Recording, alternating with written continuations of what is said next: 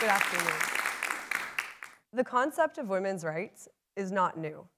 But for me, it was not until last year that I began to realize how disparity between the sexes in our culture negatively impacted my quality of life.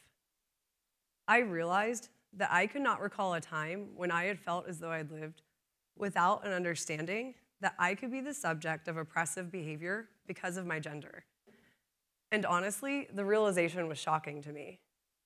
I had considered myself to be a strong and independent woman from a long line of strong, independent women. My great-grandmother was a suffragette. My grandparents divorced in the late 50s, and my grandmother went on to become an accomplished marketer. I was raised by a single mother. I myself am a veteran. How could I have not had a voice when it mattered? And how could I now honor what had been done before me to allow me to live as freely as I do as a woman today? As I sorted through my life experiences, I had two realizations. I consistently had not had a voice against these oppressive behaviors when I should have, so I should find my voice to begin creating change in my life and the lives around me. And to have equal rights, both women and men need to be treated with the same deference.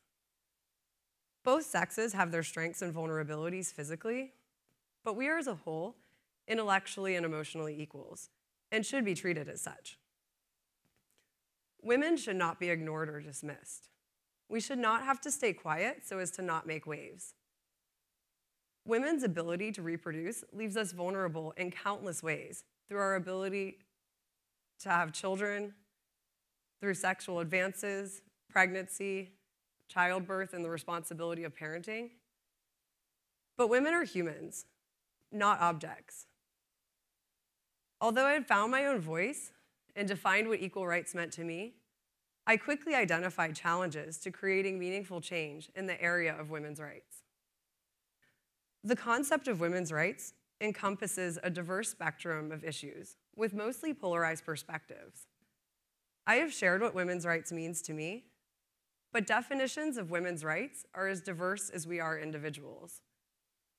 However, our personal definitions are not the only hurdle. As I dove deeper into the issue, it became apparent that how an individual defines rights is critical to their perspective. To date, my favorite definition of rights is found on Wikipedia, citing Stanford Encyclopedia of Philosophy.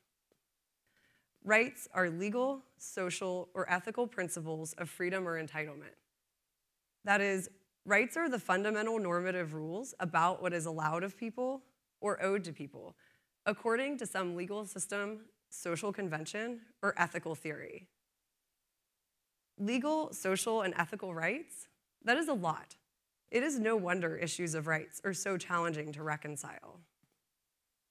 For me, legal rights are the most easily defined of the three, most easily understood and resolved. Ethical rights, while less straightforward, are relatively consistent from perspective to perspective in Western culture. It is in social convention where I think things become very unclear and where most of the conflict arises. Social convention has a different standard from area to area and group to group. But if an issue that needs to be resolved deals with social convention, can we simply tell people that they need to change? How do we approach that? And then do we just wait for the change to happen? Based on my experience as a parent and in the field of conflict resolution, I know that telling people what to do and how to do it is not the most effective way to manifest behavioral changes. Instead, the best path forward would be to model the behavior that you would like to see. But what to model? And isn't modeling behavior a lot easier said than done? As I considered this challenge, I realized that the solution may be found in the conflict resolution principle that meaningful change cannot occur if any voice goes unheard. If we all take the opportunity to listen, share, and discuss ideas, to consider all perspectives, we could make change happen. If we begin to have those hard conversations and become solution as opposed to outcome-oriented, complex issues such as women's rights can be resolved. Because To listen and to be heard are powerful tools in healing conflict. It is through open dialogue that resolution can occur. By sharing openly and seeking to understand, seemingly incompatible differences become less conflicted as emotional ties to an outcome begin to relax. I believe that we have come too far to settle for anything less than equal legal, social, and ethical rights. Almost exactly a year ago, on Veterans Day in 2016, I decided to use my voice through art as a way of reaching a larger group than I could interpersonally.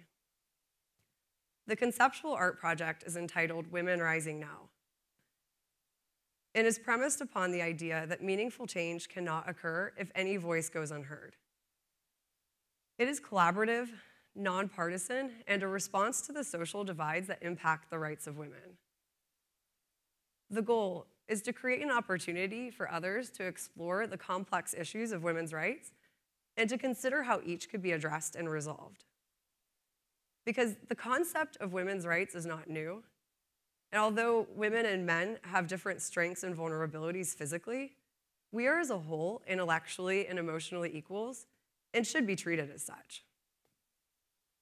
We all have a responsibility to listen, have a voice, and to challenge ourselves and others to begin to think differently when wanting to create change on areas that are as conflicted and complex as women's rights. How does disparity between the sexes impact your quality of life? Can you create meaningful change for the rights of women through dialogue? As you leave here today, consider your experiences. Go out and have those hard conversations to learn what others think and why. Find opportunities to have a voice without promoting a specific agenda. Ask questions, listen, seek to understand, and share respectfully. Or maybe it is not a conversation in the traditional sense, like my art project. How can you stimulate dialogue and therefore promote meaningful change for the rights of women with your voice?